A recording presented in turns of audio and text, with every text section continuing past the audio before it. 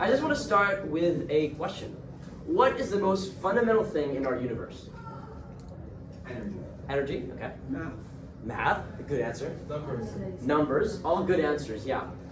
What do you think? God. God, okay. Bit controversial, right? All right, sure. Okay, well, listen, I'm not going to tell you right now what I think. But first of all, what I will say is there is no meaning without interaction. Communication is the one string that pulls together all human relations. But what do we actually communicate? Let's investigate this question a bit further. Imagine you have an idea that you want to share. What are some of the ways that you could share this idea? Talking. Talking, yeah, of course. Yeah. Texting, yeah. Telegram. Excuse me? Telegram. Telegram, yeah. Miming it. Mime, okay. All right, yeah. So yeah, as you said, you could draw a picture, you could make an engraving, write a song, send a telegraph, email, WhatsApp message, whatever you want. But how are these things different? And more importantly, how are they the same? Our story is about a fundamental particle of all forms of communication. It begins with a special skill that you likely all take for granted, language. All language allows you to take a thought or a mental object and break it down into a series of conceptual chunks. These chunks are externalized using a series of signals or symbols. Humans express themselves using a variation in sound and physical action, as do chirping birds and dancing bees. And man-made machines exchanging a dancing stream of electrical vibrations. These are all examples of ways to communicate. Even our body, actually, our built are according to instructions stored inside microscopic books, our DNA. This is the answer to our question. These are all different forms of one thing, information. In simplest terms, information is what allows one mind to influence another. It's based on the idea of communication as selection. Information, no matter the form, can be measured using a fundamental unit. In the same way that we can measure the mass of different objects using a standard measure, such as kilograms or pounds. This allows us to precisely measure and compare the weight of, say, rocks, water, or wheat using a scale. Information, too, can be measured and compared using a measurement called entropy. Think of it as an information scale. We intuitively know that a single page from some unknown book contains less information than the whole book, right? Obviously. And we can describe exactly how much using a unit called the bit, a measure of surprise. So no matter how you want to communicate a specific message, hieroglyphics, music, computer code, each would contain the same number of bits, though in different densities. And a bit is linked to a very simple idea, the answer to a yes or no question. Think of it as the language of coins. So how is information actually measured? Does information have a speed limit, a maximum density?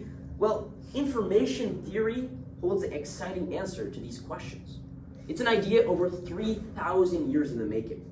Indeed, today we will be looking at the basis of communication, Claude Shannon's theory of information. All right, so before I go into the framework of understanding that information theory puts forward, I want to hear from you. Since information theory stems from fundamental parts of human intuition, it's interesting to see how it links to you.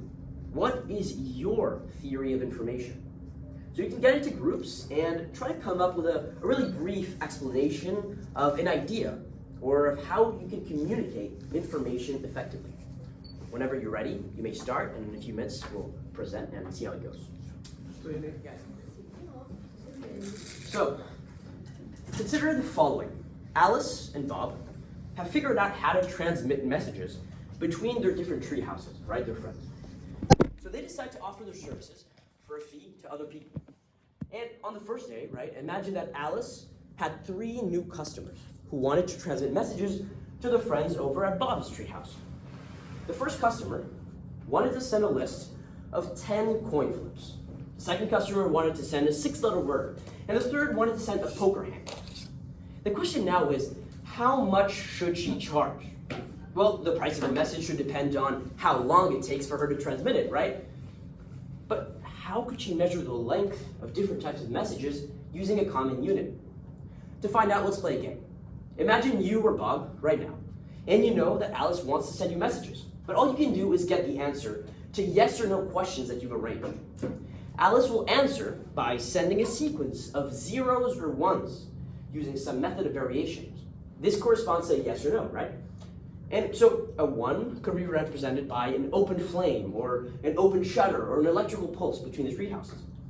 No matter how they're manifested, we can simply call them binary digits because a binary digit can have only one of two values, 0 or 1. So let's say 0 represents a no and 1 represents a yes. Your challenge now is to always ask the minimum number of questions in order to determine the exact message. So we're done. We now have our unit. It's based on the minimum number of questions to define the message, or the height of the decision tree. We'll get into that later. And since Alice transmits this information as binary digits, we can actually shorten this and call it a bit. It's more efficient, we can say. Now, this idea actually emerged in real life in the 1920s. It was one of the more abstract problems that communication engineers were thinking about. Ralph Hartley, he published an important paper titled The Transmission of Information. And in it, he defines the word information mathematically using the symbol H. Hartley writes, "What we have done, then, is to take as a practical measure of information the logarithm of the number of possible symbol sequences." And this is math language, but it's interesting to know that you can define information. So information is, as he says, a logarithm of the message space. However, realize that throughout our session today, we've been assuming that the symbol selection is random. Convenient simplification, of course. However, we know that in reality, most communication isn't always random, right? It's a subtle mix of predictability and of surprise. We don't roll dice when we write letters. And it is this predictability that can result in significant savings in the length of transmission. Because when we can predict things in advance, we shouldn't need to ask as many yes or no questions to define it. But how could we formally model this subtle difference? This question brings us to the critical insight in our story. Can you think of what it might be? If you have no ideas, it's fine. We'll move on. No? Fine. All right. So when we observe the natural world, many of us notice a somewhat beautiful dichotomy. No two things are ever exactly alike, but they all seem to follow some underlying form. Plato believed that the true forms of the universe were hidden from us. Through observation of the natural world, we could merely acquire approximate knowledge of them. They were hidden blueprints. The pure forms were only accessible through abstract reasoning of philosophy and mathematics. For instance, the circle, he describes, has the distance from its circumference to its center everywhere equal. Yet, we'll never find a material manifestation of a perfect circle or a perfectly straight line. Though interestingly, Plato actually speculated that after an uncountable number of years, the universe will reach an ideal state, returning to its perfect form. This Platonic focus on pure abstract forms remained popular for centuries, actually. It wasn't until the 16th century that people tried to embrace the messy variation in the real world and apply mathematics to tease out underlying patterns. Bernoulli defined the idea of expectation. He was focused on a method of accurately estimating the unknown probability of some event based on the number of times the event would occur in different trials. He concluded by saying, if observations of all events to be continued for infinity, it will be noticed that everything in the world is governed by precise chaos and a constant law of change. This idea was quickly extended as it was noticed that not only did things converge on an expected average, but the probability of variation away from the averages also follows in familiar and underlying shape or distribution. It seems the average fate of these events is somehow predetermined. All right. So actually this guy, he's called Nikolai Nekrasov, he made a famous claim that independence is a necessary condition for what he calls a law of large numbers. Since independence just describes some toy examples like beans or dice, where the outcome of previous events doesn't change the probability of the current and future events, right? If you roll a dice, it doesn't change the result in 10 years. Well, it doesn't really work in real life, right? Because in real life, all things in the physical world are clearly dependent on prior outcomes, such as the chance of fire or the sun, or even our life expectancy, actually. Where the probability of some event depends on or is conditional on previous events, we say they're dependent events or dependent variables. Markov extends Bernoulli's results to dependent variables using an ingenious construction. Imagine a coin flip that isn't independent, but dependent on the previous outcome. So it has a short-term memory of one event. But Markov proved that as long as every state in the machine, we can call this a machine, is reachable when you run these machines in a different sequence, they reach what he calls equilibrium of the probability. That is, no matter where you start, once you begin the sequence, the number of times you visit each state converges to some specific number, some specific probability. This simple example disproved Nekrasov's claim that only independent variables and events could converge on predictable distributions. But the concept of modeling sequences or random events using states and transitions between states became known as a Markov chain. One of the first and most famous applications of Markov chains was studied by a certain man called Claude Shannon.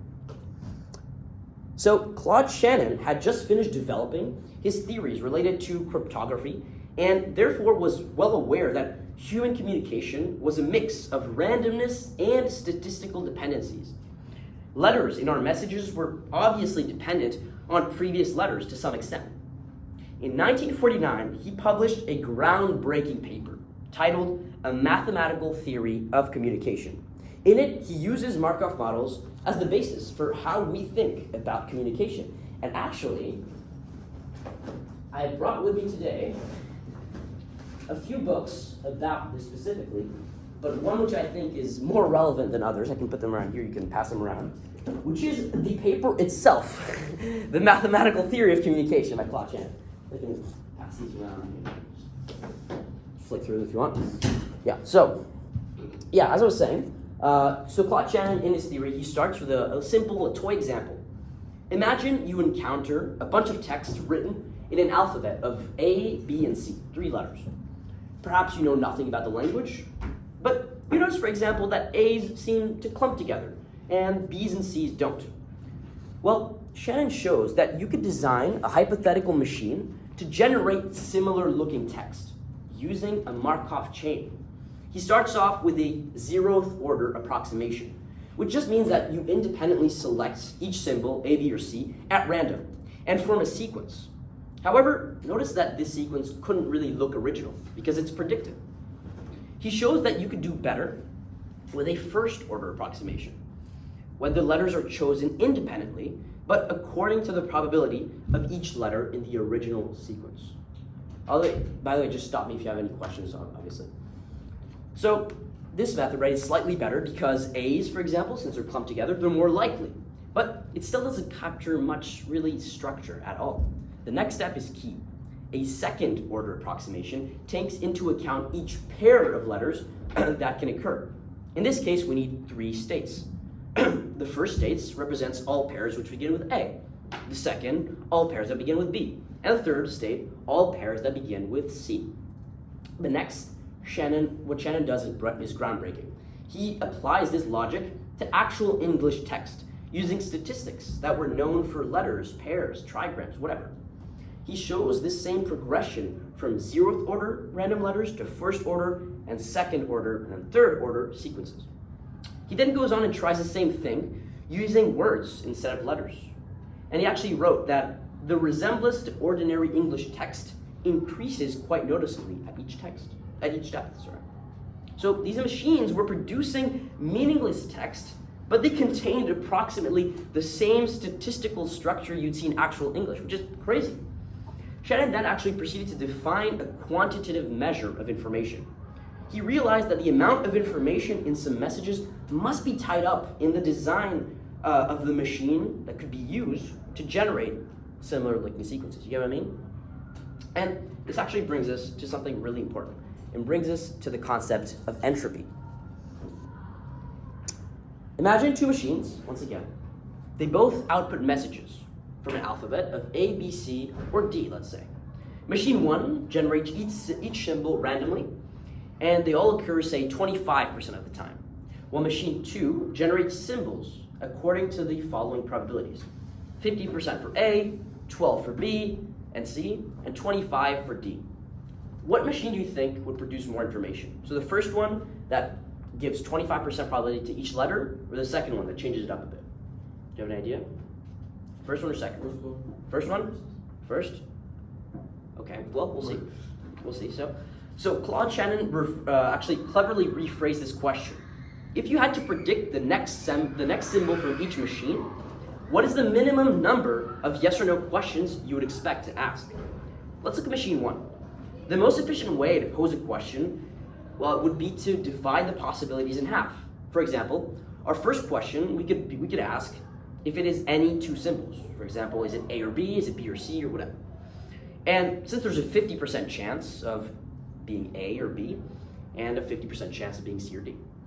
After getting this answer, we can eliminate half the possibilities, and we'll be left with two symbols, both equally likely. So we simply pick one. For example, we say, is it A or is it B? After the second question, we'll have correctly identified the symbol, and we can say, right, that the uncertainty, the entropy of machine 1 is 2 questions per symbol, right? Because first question, we eliminate half, and then we eliminate the other half. So yeah, we were just talking about how to define information, how to measure something we call entropy, which is just like how much information you can deduce from a text, from a sequence, from another. All right, so machine 2, right? Machine 2, really, we could ask the same 2 questions to determine the next symbol. Even though they're spread differently, it's actually the same. So they actually contain the same number of information. Claude Shannon calls this measure of average uncertainty entropy, and he uses the letter H to represent it. So the unit of entropy that Shannon chooses to use is based on the uncertainty of a fair coin flip. He calls this the bit, obviously. And so yeah, let's summarize a bit, because we've gone through a lot. Entropy is maximum when all outcomes are equally likely. Anytime you move away from equally likely outcomes, or you introduce predictability, the entropy must go down. The fundamental idea is that if the entropy of an information source drops, that means that we can ask fewer questions to guess the outcome. Thanks to Shannon, the bit, which is the unit of entropy, is adopted as our quantitative measure of information.